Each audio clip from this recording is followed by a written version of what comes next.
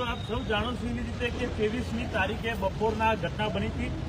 વિજય automobile Eicher જે showroom છે, workshop છે, એમાં અજય પરમાર નામના વાઘોડિયા વિધાનસભાના દેના ગામના એક નવયુવાનનું મૃત્યુ થયું હતું. આ મૃત્યુ થયા પછી ખૂબ જ સંઘર્ષ થયો, લડત થઈ અને સમગ્ર દેના ગામના તમામ હિન્દુ મુસ્લિમ બધા જ પરિવારો એક થઈને આ લડતની શરૂઆત કરી. ત્યારબાદ અમે પણ સૌએ લડતમાં જોડાયા. ભર વરસાદમાં સમગ્ર લોકો, કરણી સેના, યુવા સેનાના તમામ સૈનિકો પણ જોડાયા અને સમગ્ર લડત કરી. ગઈકાલે રાત્રે મોડી રાત સુધી બધા લોકોને દિલથી વંદન કરું છું. અને આ ગામની જે એકતા છે, હિન્દુ મુસ્લિમ સમાજની જે એકતા છે, કારણ કે આ ગામમાં જે આ બનાવ બન્યો એમાં અમે ગઈકાલથી જોયું છે કે ગઈકાલે જે ઘટના બની એમાં સૌથી વધારે તેના ગામના મુસ્લિમ સમાજના યુવાનો એક ખડે પગલું કરે. એ તમામને વંદન કરો.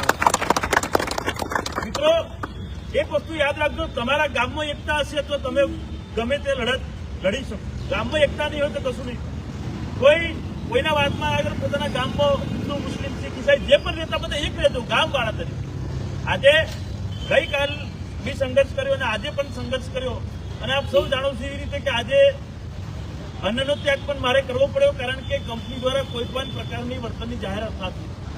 આપ સૌ જાણો છો કે ચૂંટેલા ધારાસભ્ય અને ચૂંટેલા નેતાઓ એ લોકોએ શું કર્યું, એ લોકોએ મોડામાં મગ ભરીને કંપનીની સામે એક શબ્દ પણ ના બોલ્યો.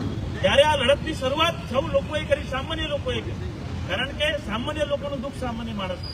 અન્નનો ત્યાગ કર્યો. એની પછી કરણી સેના, ક્ષત્રિય કરણી સેના રાષ્ટ્રીય અધ્યક્ષ રાજ શેખાવત બાપુ પણ આવ્યા, વિદ્યાર્થી નેતા આપણા અલ્પેશભાઈ પુરોહિત પણ આવ્યા અને સૌ વાઘોડિયાના વડોદરા તાલુકાના કરણી સૈનિકો યુવા સમિતિ.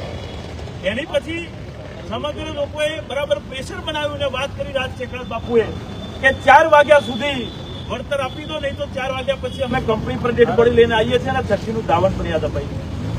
આ વાત કરતાની સાથે આ કંપનીએ ઝૂકવું પડ્યું અને અજય પરમારના પરિવારને 17,51,000નો ચેક સુપરત કરવો પડે.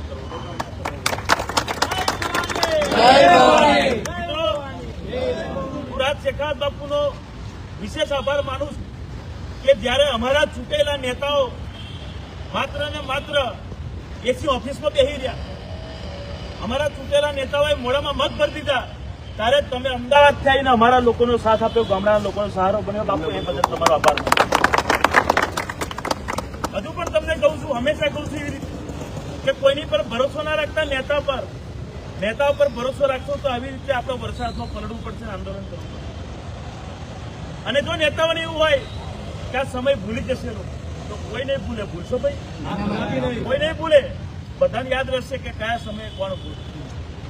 એની પછી ભલે તમે કંપની જોડે સેટિંગ હોય એટલે તમે ચેક આપતા પોતા કદાચ પડાવી લેશો, કદાચ તમે વાહવાઈ મેળવી લેશો, પરંતુ અમારા કરમ આ ધરતી પર નહીં, મા ભવાનીના આંગણમાં લખાય છે. એટલું યાદ રાખો. અમે જીવનમાં કોઈ કંપની જોડે નથી ગયા, કોઈ કંપનીમાં વાત નહીં કરી, એન્ટ્રી નહીં કરી, કારણ કે કઈ વિઘોના સ્વાદા નતા કરવા. અમે તો એક જ વાત કરીએ કે અમે કંપનીમાં ના આવીએ, તમે ત્યાં જાહેરાત કરી દો, એમના પરિવારને બોલાવી. અમે કોઈ કંપની જોડે કોઈ દિવસ બેસતા નથી. એવી રીતે આજે પણ એમના પરિવાર ત્યાં આગળ ગયું અને આ 17,51,000નો ચેક સુપરત કર્યો છે. એનું કારણ એક જ છે, આ પ્રેશરનું કારણ એક જ છે કે રાજ શેખાવત બાપુ આયા, અલ્પેશભાઈ આયા અને સમગ્ર દેના ગામના અને આસપાસના બધા યુવાનો ભેગા થયા અને વાત કરી કે 4 વાગ્યા સુધીનું અલ્ટિમેટમ છે અને 4 વાગ્યા પછી અમે સૌ હજારોની સંખ્યામાં કંપની પર આવીશું અને બતાવી દઈશું અમારો પાવર. એના લીધે આ વળતર મળ્યું છે. બાકી આજે એ પણ શીખવા મળ્યું છે કે તમે પોતાના લોકો જ તમને કામ લાગે, કોઈ બહારનું કામ નહીં લાગી જવાનું, પોતાના લોકો કામ લાગે. અમે ગામડાના છે તો ગામડાના લોકોની લાગણી છે. અહીં ઉભેલા બધા ગામડાના માણસો, કોઈક ચિરાગભાઈ હોય તો ગોવિંદપુરાથી હોય, કિશનભાઈ છે, આ બધા લોકો, સુનિલસિંહ છે, આ બધા લોકો ગામડાના માણસ. અહીં બેઠેલા તમામ ઉભાયેલા બધા ગામડાના માણસ, રતનસિંહ છે, કાર્તિકસિંહ, બધા લોકો. તો ગામડાના માણસો પોતાનું દુઃખ ગામડાના માણસો સહન કરે અને એ જ જોઈશે. હું બાપુને વિનંતી કરું છું કે બાપુએ આપણે આ લડતમાં સાથ આપ્યો એ બદલ તમારો ખૂબ ખૂબ આભાર.